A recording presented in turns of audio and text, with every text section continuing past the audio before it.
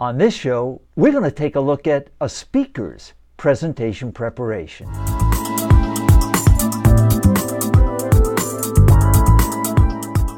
Well, there's plenty of websites to teach you how to put together a terrific presentation.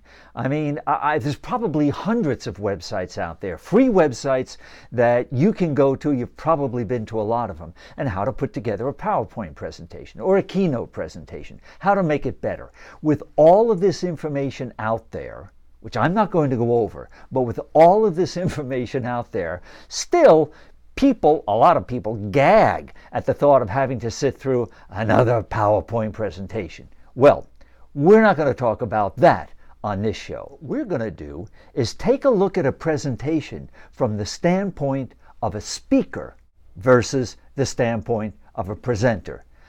I think there's a subtle difference, but I think it's important, and that's what we're going to look at today. You see, a presenter can lean on the presentation. In other words, a presenter can let the presentation do the majority of the work. And if they've put together a decent presentation and it's got multimedia in it, and mostly it's going to have slides, maybe charts or whatever else, the presenter can let the presentation do the connecting with the audience, sell the product or sell the solution or sell the information to the audience. But there's a problem with that. And we're going to be looking at that problem which the speaker making a presentation doesn't have. As a speaker, you lean on yourself, not the presentation, to deliver the goods, to make the connection, to connect with the audience in a very personal way. You can have the same multimedia presentation as the presenter has, but because you've prepared yourself as a speaker, you personally are going to make the connection with the audience. You personally have a better chance of making the sale. When I say making the sale, I'm not specifically talking about selling merchandise. You might be selling an idea.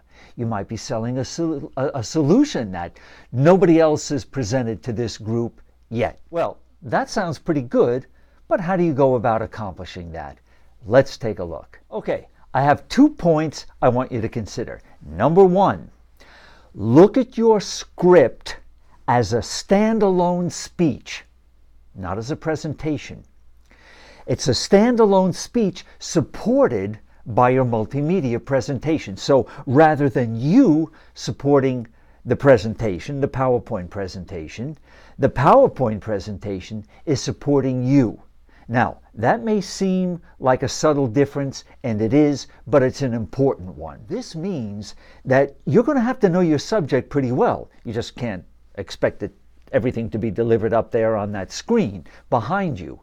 You're going to have to be grounded in your subject matter, but by doing that, you're going to be able to keep better eye contact with your audience. Better eye contact is a better connection, and that's what you want. So the second thing I want you to do is to prepare notes, bulleted points. Could be a slide list, but make them in, just like you would for a speech, make them in large font. So you don't have to have your eyes down here. You can have your eyes out here to the audience.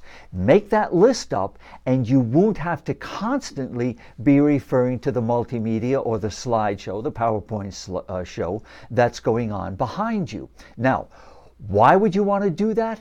Because, again, you make a better connection with the audience. In fact, if you can trust your equipment and your knowledge, you're not going to have to turn away from your audience very often at all to check what's going on the screen behind you. And that's going to surprise a lot of people. Something new and different in a PowerPoint presentation. Hearing the PowerPoint presentation from a person that really spends most of the time looking at me. Wow! You stay connected. And that's what this thing is all about. You know, I want you to ask yourself, ask this question.